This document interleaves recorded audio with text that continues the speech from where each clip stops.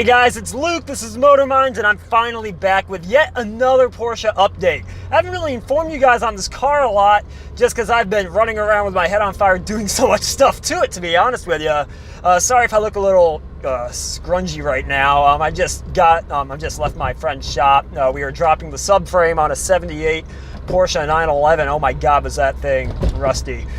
But yeah, on my way back, so I figured I'd give you guys a quick update on what I've done to the car, and it's a big update, probably the biggest update since when I bought the thing. So my friend, actually the same guy that I was just helping out, he had a 1987 Porsche 944S, and one day he texted me, he's like, hey, the cam sprocket just broke off, all my valves are bent, and I'm trying to unload this thing. Do you want it for $4,000? I was like, I don't really have $4,000 to spend on a car that doesn't work. Month later, $3,000. A couple months later, $2,000. After that, he was like, $1,500, and you can store it at my shop until you find a place for it.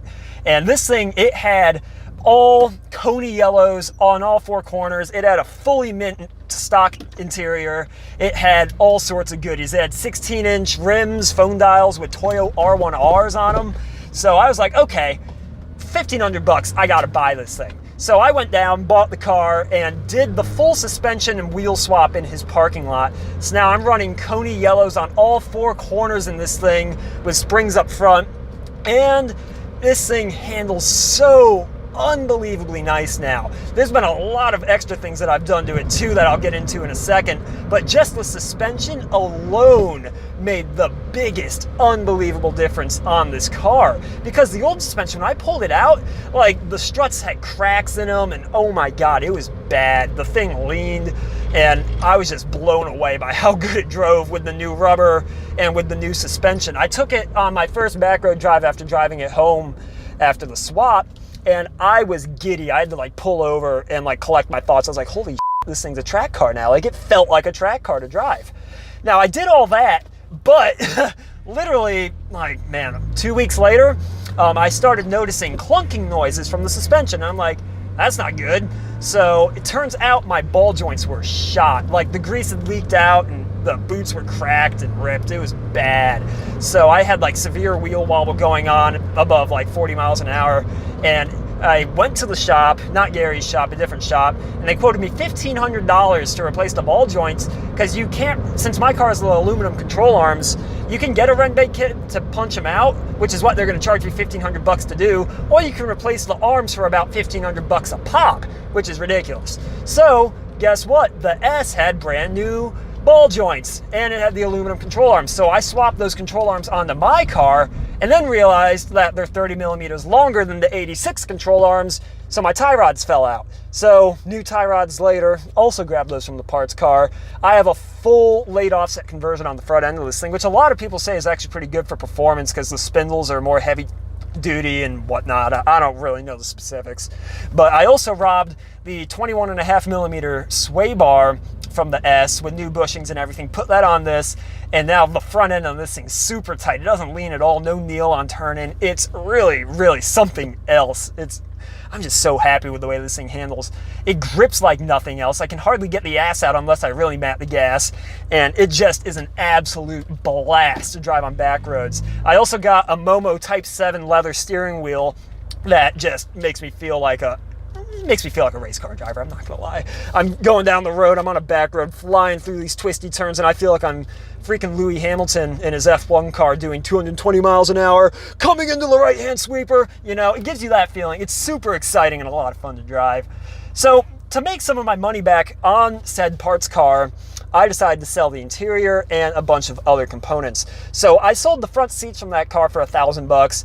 I sold the original Blaupunk Reno SQR45 head unit for $1,150, and I swapped the rear seat in from that car, as well as the center console armrest lid, a bunch of other stuff like some lighting and other wiring crap that I didn't have in this car, just to get this thing really in good shape. So I have about $4,000 worth of parts in this thing, and I also sold like $2,250 or $2,150 worth of parts off the thing, and I still have the whole car. It's sitting in my friend's driveway with literally no wheels on it. The front is like completely disassembled because it has no control arms or anything. Spindles are gone. It's in a bucket of bolts. But hey, if any of you guys want to buy a 944S that doesn't work and really doesn't have any sign of ever working again, hit me up. I'm totally down for offers. But no, not really. I'm probably going to keep that thing just because I eventually want to rebuild that 16 valve engine and maybe drop it in this thing.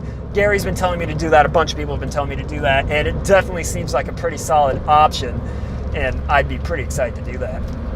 Love to get some experience rebuilding an engine, learning and all that. But besides the parts car, there have been some other modifications to the 944, and the biggest one is it got repainted. And you're probably thinking like, wait, you got it repainted like back in December, like you just got a new paint job on it, and I would agree with that, but it wasn't done appropriately. There was a big dent in the passenger door that they didn't get rid of. There were nail holes in the driver's door that were poking through the paint that they didn't get rid of like I told them to on the ticket. There's just a bunch of crap that they didn't do appropriately. So I had to spend about half a year making consistent phone calls to Mako and Mako corporate and whatnot to get it taken care of. And it did get taken care of at a different Mako location, thank God. And this one, oh my God, did they do a good job. I took it to Mako of Sterling, and they made this thing look like it just rolled off the showroom floor. It looks insanely nice. Base coat, clear coat. The entire roof is repainted. Both doors are repainted. All the fenders, front and rear quarter panels, it looks amazing. The only thing that's original is the hood and the nose panel, and they blended it beautifully, so you would hardly ever know that there was anything different about this paint job. It just looks absolutely spectacular. That with the 16-inch rims and all the other goodies, like, you're in real nice shape. I love this thing. I also got 944 script floor mats, all sorts of other crap, and I'm in love. However, this has not gone without any issues, as you would expect. Of course, I've had a bunch of random knocking noises that I got squared away with the ball joints and whatnot, but also my sunroof quit working. It was a really nice day a few weeks ago, and I was like, you know, I'll pop the sunroof. I probably hadn't opened it in a month. It retracted and then wouldn't close. And I'm like, okay, that's not good. And then my gauges died. So I couldn't tell my speed, tach, oil pressure, temp, fuel, anything, all gone. And what happened was it was tripping the fuse for the gauge cluster every single time I pushed the sunroof control switch. So basically I had to completely take apart the motor, pull the cable to shut the roof, and I don't think I'm ever going to touch it ever again for the rest of the time I own this car. The next owner of this thing wants to dive into the hellhole that is the Porsche 944 sunroof. I invite them to do so, but I am not wasting any more time or money on that stupid thing. I'm going to get some headliner and cut it to fit, stick it on, job done, never look at it again. I know my fellow Porsche purists are going to criticize me for that, but you can hold your comments to yourself because I do not care. I don't want to worry about this stupid thing anymore. It doesn't leak anymore, knock on plastic, but yeah, I just don't want to think about it anymore. It's gotten me so pissed off because I've had so many times where I'll hop in this thing and it's like, oh, your back seats are full of water. That's just great.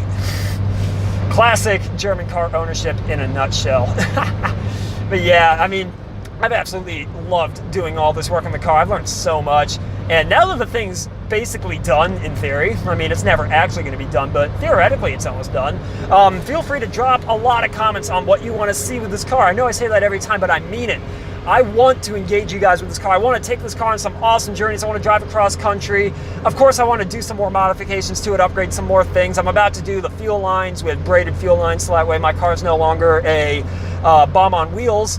But please let me know what you want to see with this thing. I love driving this thing. I bought it mainly for myself, let's be honest, but I wanted to do something with it on the channel and just use it to create a lot of content. So let's get that ball rolling.